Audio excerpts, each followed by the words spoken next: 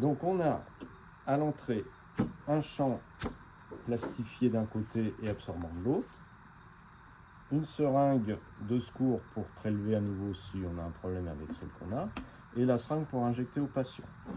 La seringue avec une aiguille pour prélever dans le cache plombé, 2 compresses pré-imbibées de solutions antiseptiques qui sont stériles. De la solution hydroalcoolique pour la fin, ça n'est pas prévu au programme, c'est déjà dans la hotte normalement. Et vous avez 2 gants. Donc pour entrer le matériel sous la hotte, on va mettre un gant. On va dire que c'est notre main chaude. On peut approcher le chariot pour être plus à l'aise. On ouvre le sas avec la main froide. On prend le matériel avec la main froide. On le donne à la main chaude et on le place dans le sas. Seule la main chaude ne peut aller dans le sas qui est peut-être un petit peu radioactif ou contaminé. Donc on prend tous les instruments à tour de rôle. Et on finit par les compresses pour éviter de les déstériliser. On referme le sas avec la main froide et on contrôle la main pour voir si elle n'est pas contaminée. Si elle n'est pas contaminée, on peut mettre le deuxième gant et continuer le travail sous l'œil. Donc, je prends mon MRP. Je vérifie sa limpidité si ce n'est pas une scintigraphie pulmonaire. Si c'est une scintigraphie pulmonaire, c'est normal que ce soit trouble. Donc je le prends, je vérifie l'étiquette. On ne vous l'a pas mise puisque toutes les infos sont en général sur les étiquettes et nous ce qu'on veut c'est que vous sachiez quoi trouver dessus. Donc vous reverrez sur le PowerPoint tout ce qu'il y a à trouver. En général c'est avant tout le nom du MRP, la date et l'heure de fabrication, la date et l'heure de péremption, 2 numéros de lot puisque c'est un MRP qui en général est composé d'un vecteur et d'un marqueur. Donc vous avez le numéro de lot du vecteur et le numéro de lot du marqueur, et les initiales ou le nom de la personne qui l'a préparé. Donc la limpidité, j'ai déjà dit. Donc vous pouvez reposer votre flacon. Vous le dévissez. Donc la petite languette, c'est contre-intuitif parce que il faut qu'elle soit sortie pour que le flacon soit fermé. Enfin, le protège-flacon. Si vous avez la languette dans cette position, ça veut dire que c'est ouvert, le trou est accessible. Donc d'abord on dévisse. Voilà, on ne touche plus. On prend la pince.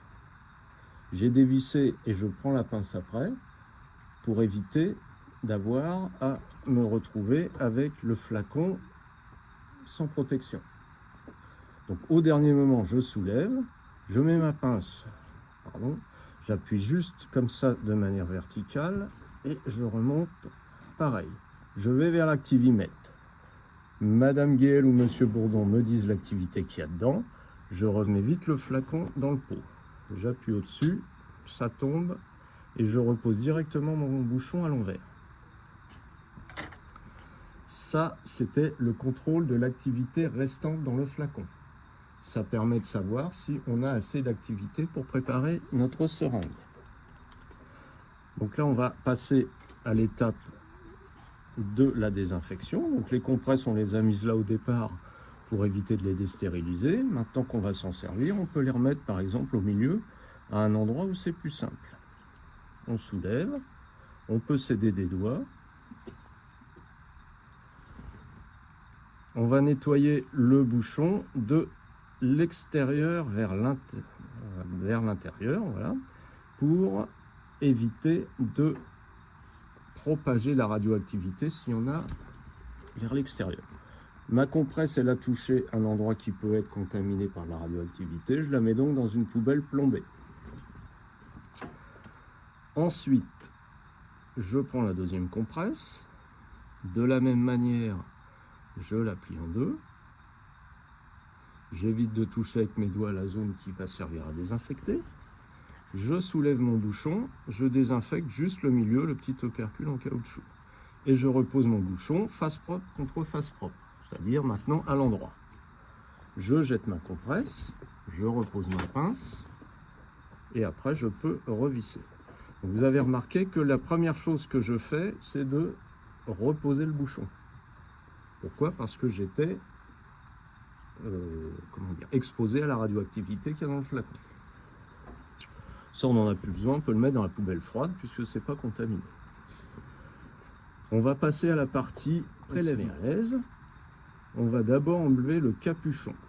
On va ouvrir, piquer bien droit. Si ça force, on repique à côté. Si ça force pas, c'est bon. Donc là, c'est là le geste le plus technique, c'est qu'il faut retourner le flacon dans la main. Et vous allez mettre le pouce et le majeur sur le petit rond au bout du piston et votre index pour maintenir la seringue. Vous vous mettez le plus vertical possible, puisqu'on est sous la haute, c'est jamais facile. On redescend un petit peu l'aiguille et on aspire. Là, si on a du liquide qui coule, tout va bien.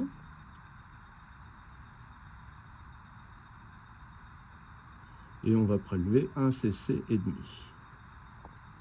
On évite de mettre les gants sur le piston, autant que faire se peut. Et pour le retour, je maintiens bien mon piston pour éviter qu'il soit réaspiré, parce que le flacon là-dedans, il est sous vide d'air. Donc si vous ne tenez pas le piston, le liquide va repartir. Pour sortir la seringue, vous remontez avec la main gauche et vous aspirez un petit peu avec la main droite, pour vider ce qu'il y a dans la seringue. Comme je suis comme ça, mon piston étant ne risquant rien, je peux d'abord refermer mon flacon et je l'éloigne pour la radioprotection. Et après, je recapuchonne. Si vous êtes dans une position où votre piston risque d'être poussé par un pli du gant, quelque chose comme ça, vous recapuchonnez d'abord, puis vous refermez le flacon. D'accord? Alors, on a prélevé. Maintenant, ce qu'on veut savoir, c'est quel volume on a. Si on n'a pas assez de volume ou trop de volume, ça ne sert à rien d'aller contrôler à l'activimètre. Par contre, avant de purger votre seringue, il faut toujours aspirer un petit peu pour vider le liquide qui pourrait rester dans l'aiguille. Donc on va purger. Et on s'arrête juste à la sortie du cache-seringue avant que le liquide n'entre dans l'aiguille. Voilà. Donc le produit est arrivé juste à ce niveau-là. Je m'arrête, c'est pas la peine de mettre du produit dans l'aiguille, puisqu'après on va la changer. Donc le produit serait, vous l'auriez mesuré, mais vous ne l'auriez pas injecté au patient. Donc ça serait une marge d'erreur.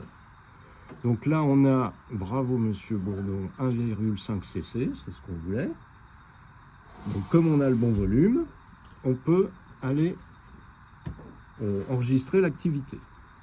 Donc pour enregistrer l'activité, vous avez le pouce, le cache-seringue, il a ce petit bouton là, cette excroissance qui sert à libérer la seringue. Vous mettez votre pouce gauche dessus, vous appuyez le plus loin possible du produit radioactif, c'est-à-dire juste sur le petit rond, là encore au bout du piston. Vous soulevez bien verticalement, vous mettez votre produit dans l'activimètre, on vous annonce l'activité qu'il y a dans la seringue, donc là vous dites si c'est bon ou si c'est pas bon. Pour remettre, vous vous mettez bien vertical, vous lâchez et vous relâchez ensuite le pouce gauche. Pendant toute la manœuvre, j'ai laissé le pouce appuyé. Pourquoi? Parce que, et là je le montre une deuxième fois, vous allez pouvoir lâcher comme ça. À aucun moment il ne faut pousser sur votre piston, puisque vous comprendrez que si vous poussez sur le piston, vous n'allez pas forcer la seringue à rentrer. Par contre, vous allez envoyer le produit dans le capuchon. C'est ce qu'on ne veut pas. Ok? Donc, une fois qu'on a fini, on pose sa seringue comme ça. Donc là, j'ai volontairement gardé la seringue plus longtemps à la main. Le but du jeu, c'est que dès que vous avez fait votre petite manœuvre, vous la reposez. Pour ne pas la garder dans les mains. Parce que c'est toujours une protection, mais qui est incomplète, puisque des deux côtés, il n'y a aucune protection. La seringue, elle est toujours posée, à dire parallèlement à vous. De la même manière, comme ça, la radioactivité va plutôt partir vers les côtés. Si je la mets comme ça, c'est moi qui prends tout. D'accord? Donc on a posé la seringue. On va passer au changement d'aiguille.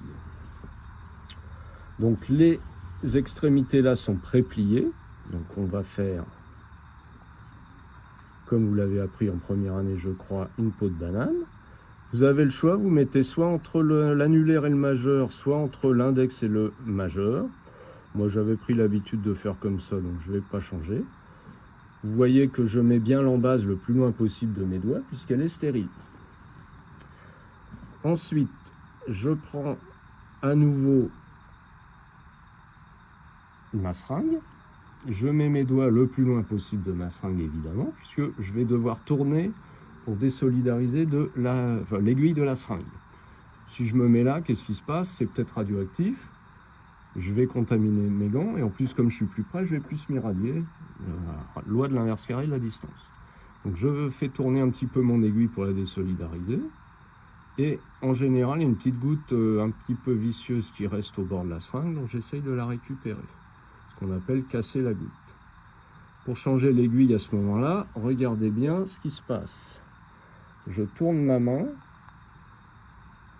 je mets ma seringue dessus, et vous voyez qu'à aucun moment, cette aiguille-là, qui contient du produit radioactif, n'a été avec la partie vide en bas. Pourquoi? Sinon le produit risque de tomber sur mes gants sur le champ. Je mets ça dans la boque plombée, et j'ai fini. Ma seringue dans le sas, je referme, je gère mes déchets, ça j'en ai pas besoin, je laisse pour mon camarade suivant. Je replie le champ en 4. Je prends la pince et je mets ça dans la poubelle plombée parce qu'on ne sait jamais, il y a des petites gouttelettes peut-être pas très visibles qui peuvent être tombées dessus. J'ai terminé mon exercice, je peux donc... Ah, j'ai oublié ça. Donc ça, c'est pas radioactif, donc ça va dans la poubelle froide. Je retire mes gants comme ça pour éviter d'esquinter.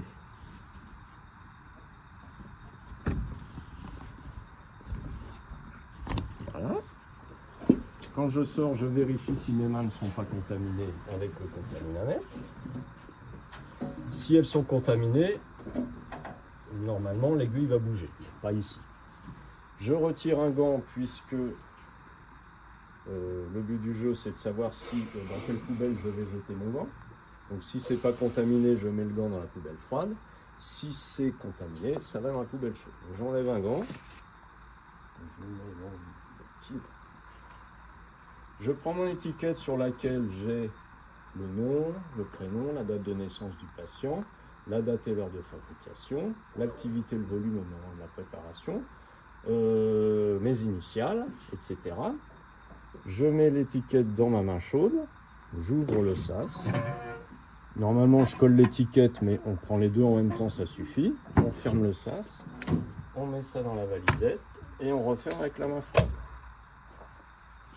On termine par la traçabilité qui reprend l'ensemble des éléments de l'étiquette de la seringue et du kit. Je vérifie les bruits de fond de la salle et de la hotte. S'il y a contamination, vous aurez un bruit de fond qui aura doublé par rapport au départ. Et vous finissez par une friction hydroalcoolique.